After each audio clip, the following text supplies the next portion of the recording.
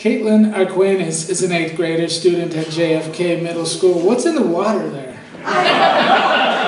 In Plainfield. Her two passions are music and writing. She's been singing and creatively writing stories, poetry, and songs since she was little. Her dream is to be a professional music artist, singer-songwriter. She studies classical voice and piano with a college professor and has sung in multiple events and competitions, including the 3rd preliminary round of the X Factor's first season. Auditions when she was 12. Caitlin also won the DuPage County Fair Talent Competition in 2012 and placed 6th in state competitions this past January. As far as her poetry career goes, she's always been writing. However, this is her first year being introduced to a spoken word and slam poetry. And she says, "So far I love it." Give it up for Caitlin.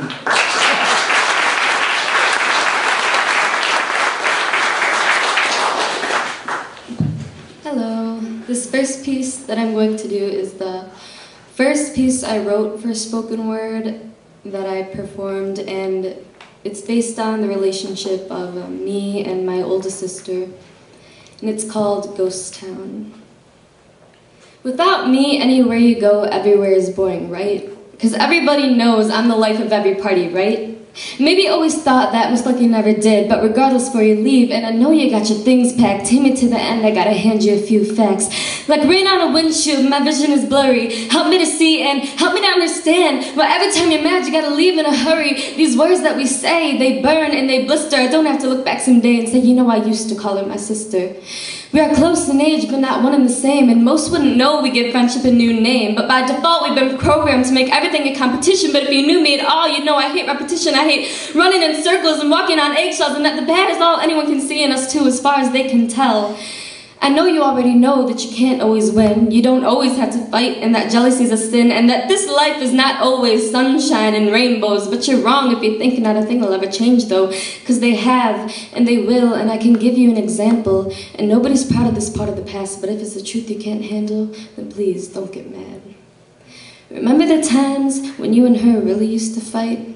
And the worse and worse it got, and the less things went right. Pointlessly screaming out the window for help, a little girl in the middle just watching us melt. But you're only a little girl yourself, as you blindly made your way through your own hell. And for that, I will never blame you for anything you ever said or did to me. All the redirected anger and hate and rage, because you fought through fire to get me the key to open up this invisible self-pitying cage. And I know it was hard. If there's anything I hate more than repetition, it's confrontation and obligations of any kind. Like how you might feel obligated to apologize just because you made me cry.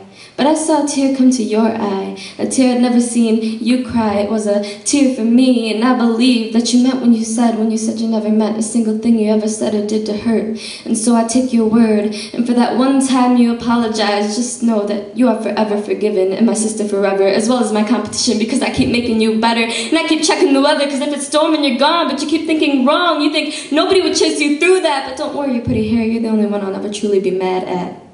But you're right when you think we wouldn't chase you down. Without me, anywhere you go, I already know it's a ghost town. And I know you're gonna miss me and all the clothes that I let you wear. So like I said, don't worry, because I'm already there. And before you slam the door, let me say a few things more. Everything that I do is under the inspiration of you. And everything that I've done, you've accomplished just as much. And I'm being serious when I sing up on stage. They're not cheering for me, they're cheering for us. And I realize these past few days and nights have been rough, and I don't apologize enough, so I'm sorry for anything that I do that hurts, and for not asking you when I borrow your shirts, and it's probably not the last time I'm going to do that, so please don't get upset. And if I haven't changed your mind yet, there's something I need you to get. That if there's anything I've ever told you, that I would want you to remember the most now. I will always be your one to run to if you don't find all you look for in that ghost town. Thank you.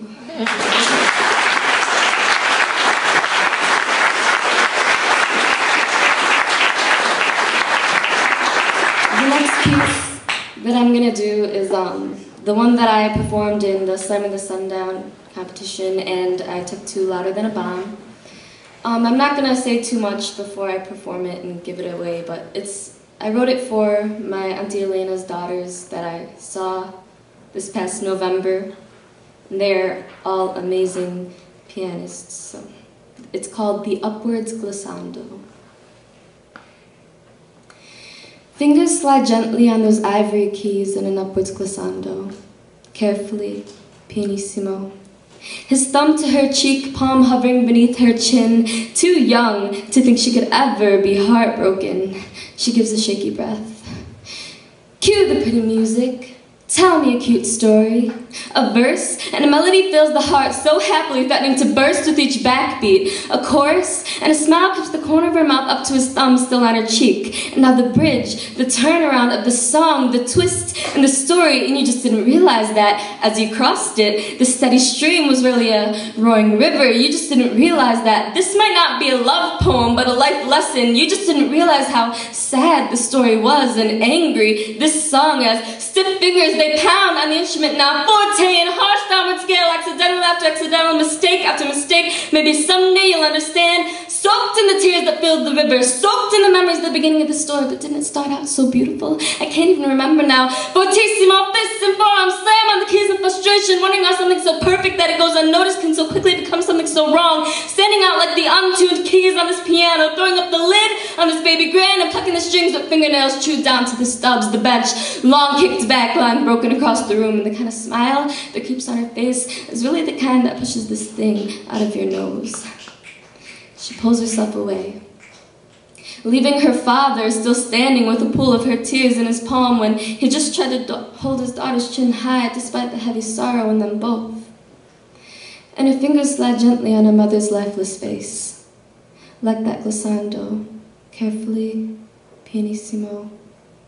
Thumb to cheek, palm hovering beneath her chin, too young to think she could ever be heartbroken.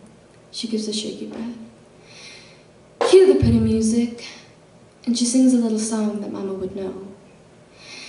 Amazing grace, how sweet the sound. And this particular story isn't exactly like those cute tales Mom used to tell, and this particular song will be a hard one to commit to memory, but there are still chapters to go. This is a novel. There are still movements to perfect. This is a symphony, so play me that glissando again. Pianissimo. It makes the ending seem so promising. Rest in peace, Auntie Elena. Thank you.